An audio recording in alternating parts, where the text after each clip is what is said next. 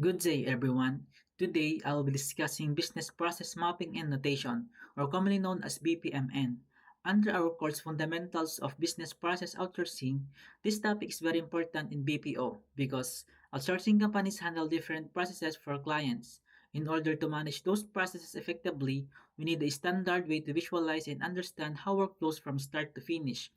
BPMN helps us clearly present processes in a structured and professional way that can be understood by managers, employees, and technical teams. This slide shows the life cycle of outsourced operations. There are three main stages. First is transition. This is the stage when the process is being transferred from the client to the outsourcing company. It includes documentation, knowledge transfer, work shadowing, and understanding internal and regulatory requirements. This stage is very critical because mistakes here can affect the entire operation.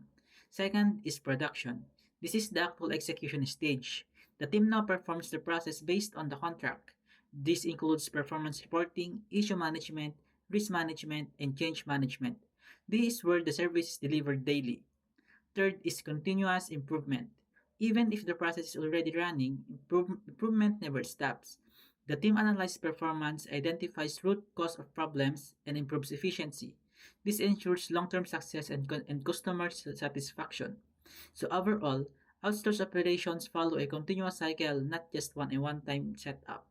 At the end of this session, students should be able to first describe the key elements of BPMN. Second, create process maps for selected processes. This means that today is not just about theory.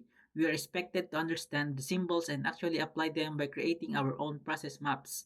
By the end of this session, we should be able to visually represent and reasonably complex business process using BPMN.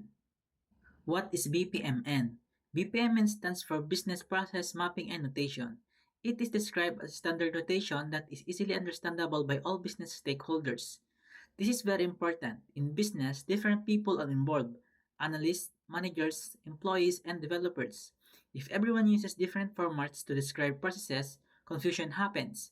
BPMN helps solve this problem by providing a standard visual language. It is crafted by analysis, reviewed by managers and performers, and implemented by technical developers.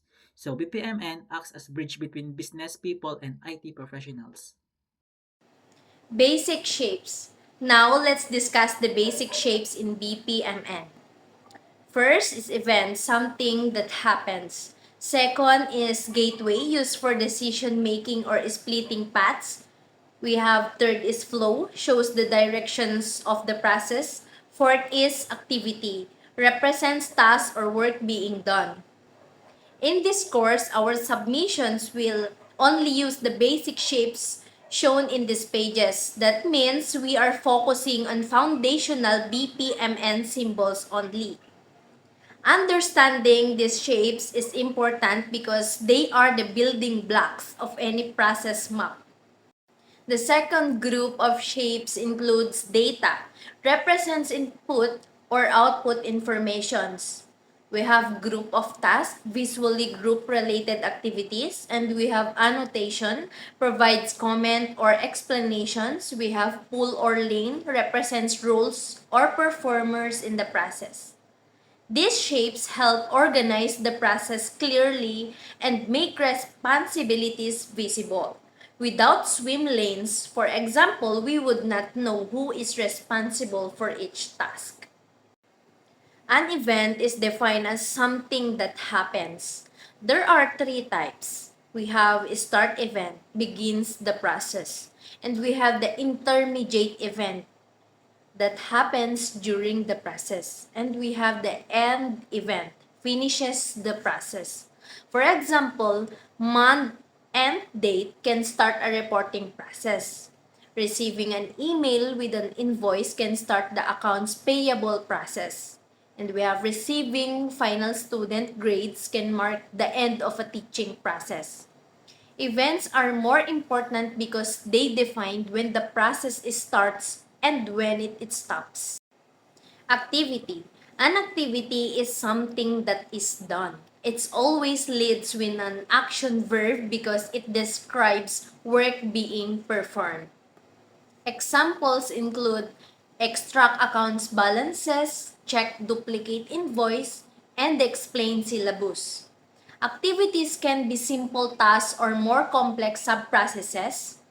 Activities are the core of the process because they represent actual work. Gateway. Gateway is used for decisions making or managing multiple flows. There are two common types. The first, the first common is exclusive gateway. Marked with an X, only one path is chosen. Example: is the invoice a duplicate? If yes, reject it. If no, process it. And the second is parallel gateway. Marked with a plus sign, multiple activities happen at the same time.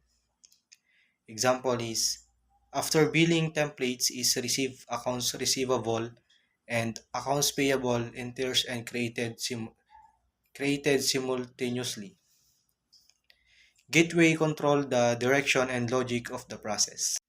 Flow. Flow connects tasks and show directions. It is represented by arrows. Without flow, the diagram would not make sense because we would not know what happened next. For example, after checking for duplicate invoice, the next step is generating the account payable entry.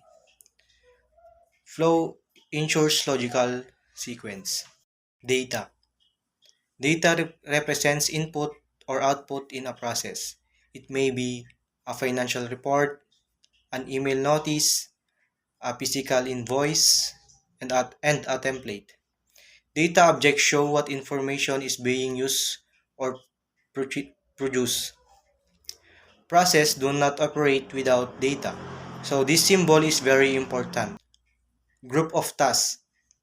A group of tasks is visually groups related activities.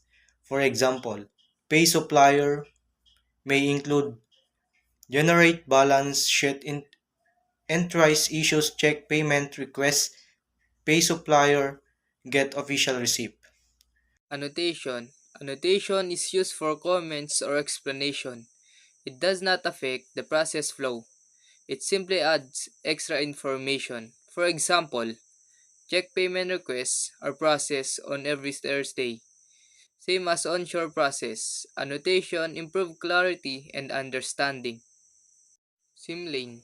Swim lanes represent role or performance. All activities done by the same person or team are placed inside the same lane. If another role performs a task, it is placed in a different lane. For example, the accountant checks duplicate invoices and requests payment. Both tasks are in the accountant's lane.